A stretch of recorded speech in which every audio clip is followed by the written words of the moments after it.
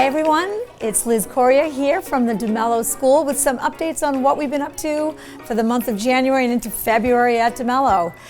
We have been doing a lot of literacy events here. We welcomed local author Janet Costa Bates in to do some work with our first and second graders around Read Aloud and to do a writer's workshop with our third, fourth, and fifth graders. And this week we celebrated World Read Aloud Day with virtual authors zooming into classrooms across the DeMello School to read their books and talk about the writing process and how they create their characters. This week we celebrated our Students of the Month who excelled in positive risk-taking and goal setting, and we are looking forward to some more activities around literacy and math for next month, so stay tuned. One last thing, we do want to give a special shout out to one of our favorite teachers here at the DeMello School, Mrs. Kelsey Grant, who made us all proud on Wheel of Fortune last week, gave a great shout out to DeMello School, and we are so proud of the bravery that she showed in all she did that day. So that's it for now. See you next month.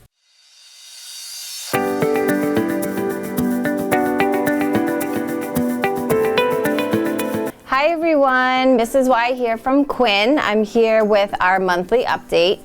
For the month of February, we wanted to highlight our amazing PTO. We wanted to share all the fun things that they allow us to do and all the things that they fund and how you can be a part of this great work. The mission of the Quinn Elementary School Parent Group is to encourage parental and community interest in fostering the best possible academic environment.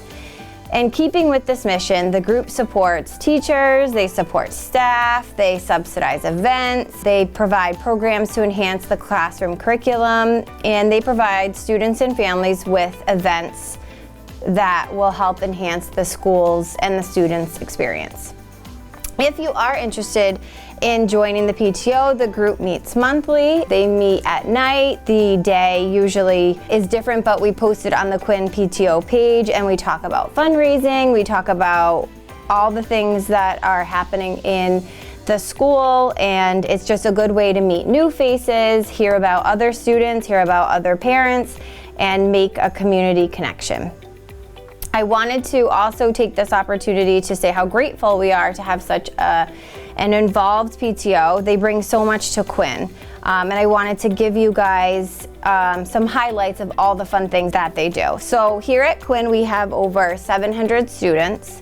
Last year the PTO allotted $66 for every single student to fund field trips, summer reading, playground equipment, field day, and other enrichment programs. So that would mean that our PTO was able to raise and fund $46,000. With that money, the Quinn PTO provided the teachers with $65 for classroom enhancements and supplies.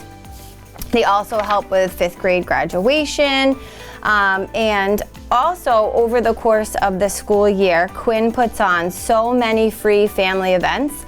We are always looking for volunteers and all are welcome to attend. Some of these events are the trunk or treat, some of the family trivia night, the STEAM night, where Mad Scientist comes and families do all kinds of experiments and partake in events. They also put on the Scholastic Book Fair and the Holiday Shop, where they bring students the opportunity to test their math skills as they shop for gifts and books alike. They provide staff appreciation days for the staff. Usually this takes place in the staff room where they do special donuts, Super Bowl soup lunch, pie day. They give thanks in November, all kinds of special things to show their appreciation for the Quinn staff.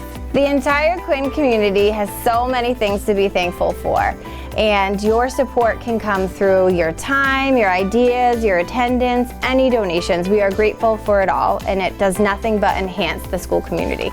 So if you are interested in being a part of the PTO, all are welcome no matter what. Our next PTO meeting is Monday, February 12th at 6 p.m. in the Quinn School Library. We hope to see you there.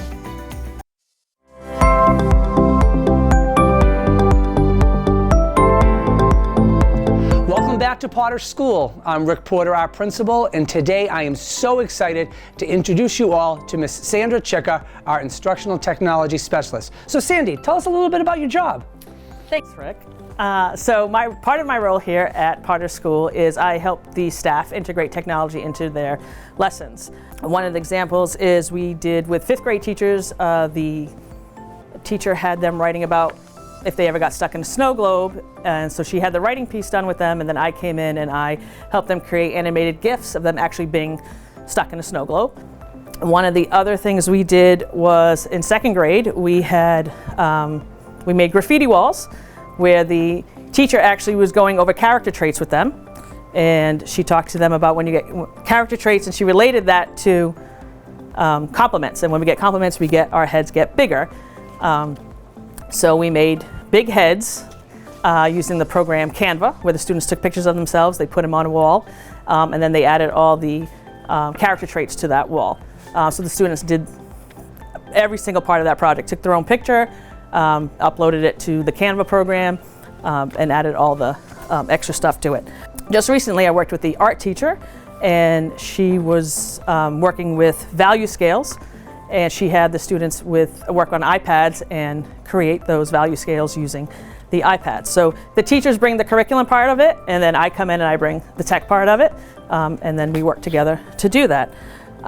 We actually have a great project coming up with happens to also be 2nd grade, but they do a habitats unit, and we're going to work with the art teacher in creating a backdrop for their habitat.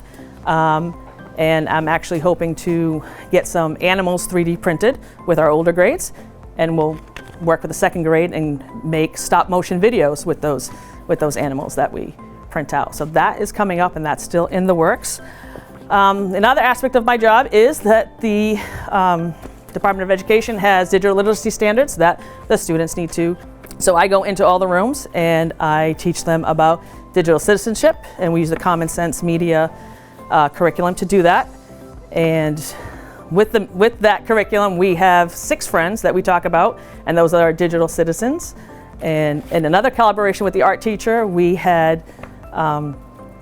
brought those citizens to life with the help of the 5th grade. She connected it to her curriculum, and we talked about how the colors mix together, and then we created the digital citizens, and they're hanging up in our hallway, and the younger kids walking by love that they're hanging up, and those digital citizens remind us what our expectations are when we are in the digital world, as well as in the real world. The other part of the DESE standards is computer science, so that's when we do a lot of coding activities. We do some unplugged coding. I do hopscotch coding with the students. We do coding with Osmos. We do coding with Probots. We do coding with Bebops. Every single coding tool that we use is a little bit different. We also do code.org, but I do each one with them so they get a feel of all the different programs that are out there, because they're just a little bit different to program. And lastly, when I'm not in the classroom, I am at my desk because there's a lot of what I call background responsibilities that I have. We have all our software that we use. I'm the admin to all the accounts, so I make sure all the accounts are running, all the Google accounts, all the software that we use. Anything, the iPads, I make sure that those are up and running and all the apps are up and running. We did acquire Parent Square this year, so I've been learning Parent Square, and then I go and I teach the teachers how to use them, how to use Parent Square, and there's different aspects of Parent Square. I set up sometimes the cafeteria when we have events going on in there, like last night we had family bingo. We run the bingo off of an app, so I had to make sure the app was ready, the iPad was ready, the bingo caller was comfortable using the iPad. We project it on the screen, so that's got to get set up and taken down. And then today we also have an author coming in to talk to our students.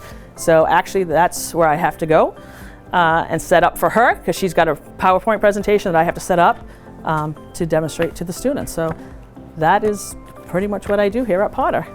Well, thank you for visiting Potter School again. I hope you got to see all the things that Miss Chicka does for all of us here at Potter School. Technology touches all parts of our school, which tells us why we need Miss Chicka and all instructional technology specialists. See you next time.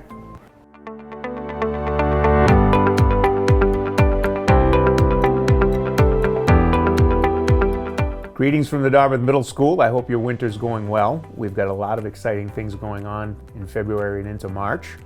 We just started our second round of our after-school program. We're offering a great deal of activities, and we've got just about over 300 kids enrolled in something that takes place after school. If you didn't have a chance to enroll, I really encourage you to make sure you can in the future, because we've got some great programs for everybody.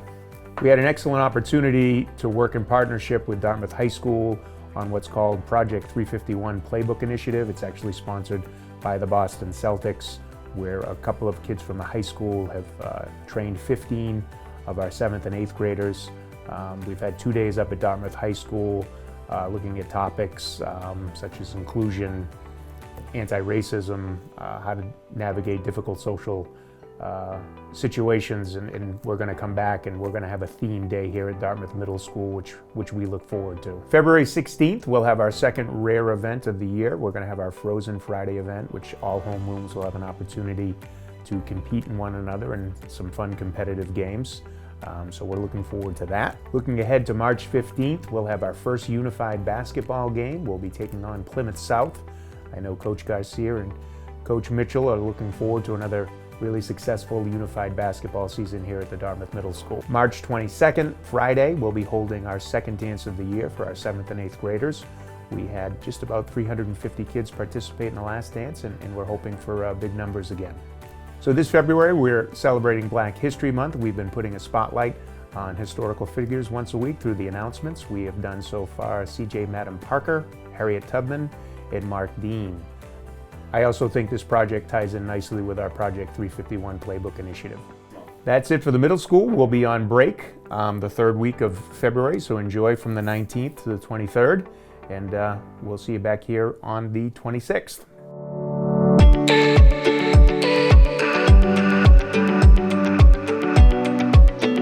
Hi everyone, welcome back to the Principal's Message at Dartmouth High School. First, we want to celebrate all of our athletic teams in the wintertime. Everyone is playoff eligible, so we're looking forward to seeing all of our teams in the MIAA playoffs. There'll be lots of information about that coming out. Our athletes will tell you, and we'll be communicating that through a community update. But please be proud of our students. And speaking of our student athletes, we do want to give a big shout out to Tyler Medeiros. He set the record holder in the mile. He's been really trying to achieve that, and we're really proud of him for hitting that mark. Other important things that have come out, our report cards came out at the end of January. Just a reminder, please check Aspen. And students that are struggling, please reach out to your counselors, or we have after school sport on Tuesday and Thursday, and you can always reach out to your teachers during PACE. It's a really good opportunity for students to get caught back up. Speaking of student work, our 10th grade students in our history classes are working on civics projects. Really impressive work, and we're really excited about what our students are actually doing, some hands-on learning, meeting with stakeholders, and trying to see how they can make some changes at Dartmouth High School, and we're really proud of the work that they're doing. We, as a school, had a guest speaker come in, Mrs. Jones. She talked about history makers and how they achieved those moments in history and what it took for them to get there, and it was a really impressive session for all of our students to go through. Just some upcoming dates that are really important. March 2nd, we have a band home show here at Dartmouth High School. That's an all-day event. March 8th is our TEDx for our students. That'll be streamed live for families. It's during the school day, but it will be streamed live.